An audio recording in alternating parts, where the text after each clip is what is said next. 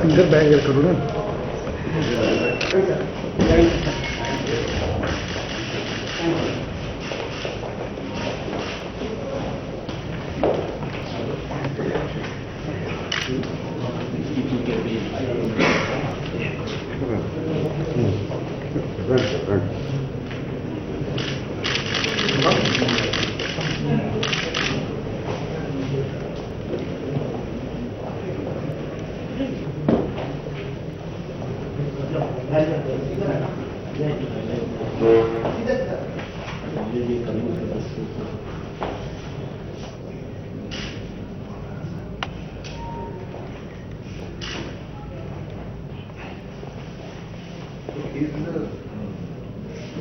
Any of the state agencies looking into this?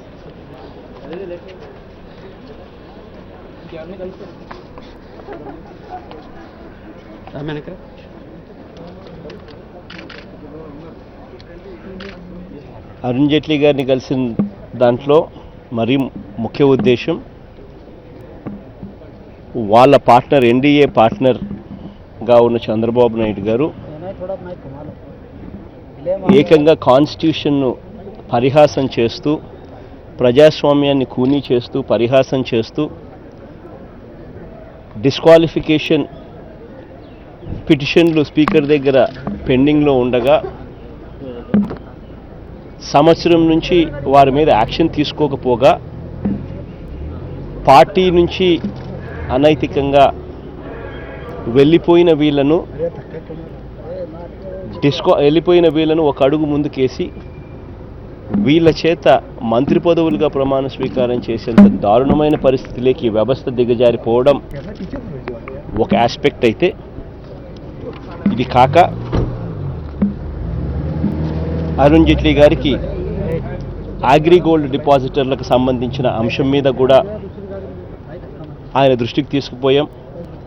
ఏ రకంగా 19.5 లక్షల మంది అగ్రిగోల్డ్ బాధితులు ఆంధ్ర రాష్ట్రంలో నష్టపోయి ఉన్నారో, ఏ రకంగా గవర్నమెంట్ చంద్రబాబు నాయుడు గారి గవర్నమెంట్లోని ఎంపీల దగ్గర నుంచి ఎమ్మెల్యేల దగ్గర వరకు మంత్రుల వరకు కూడా ఏ రకంగా బినామీ అగ్రిగోల్డ్ ఆస్తులను కొనుగోలు చేస్తూ నష్టం చేస్తున్నారు అగ్రిగోల్డ్ డిపాజిటర్లను.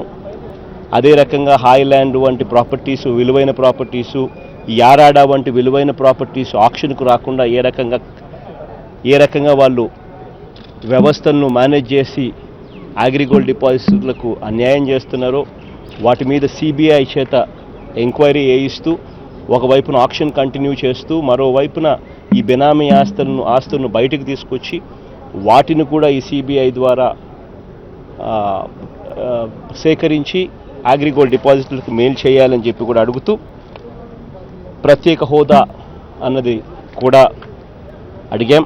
దానికి సంబంధించిన అంశాన్ని కూడా లేవనెత్తుతూ గవర్నమెంట్ మళ్ళీ రీకన్సిడర్ చేయండి, ప్రత్యేక హోదా అన్నది ఇదే పార్లమెంట్ సాక్షిగా మాకు ఇచ్చిన మాట, దీన్ని ఖచ్చితంగా మీరు అమలు చేయాలి, రీకన్సిడర్ చేయండి మీ స్టాండ్ను అని ప్రత్యేక హోదాకు సంబంధించిన అంశాన్ని కూడా చేరుస్తూ ఈ లేఖను అరుణ్ జైట్లీ గారికి అందజేయడం జరిగింది.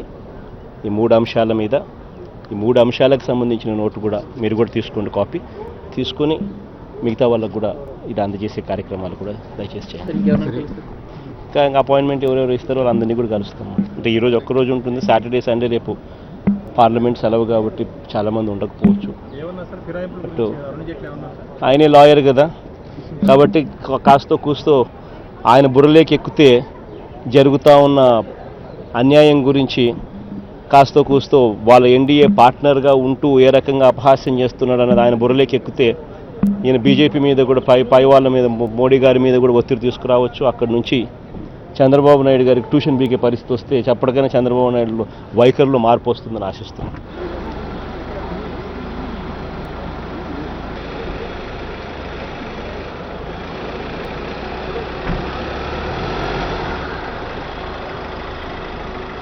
Okay sir.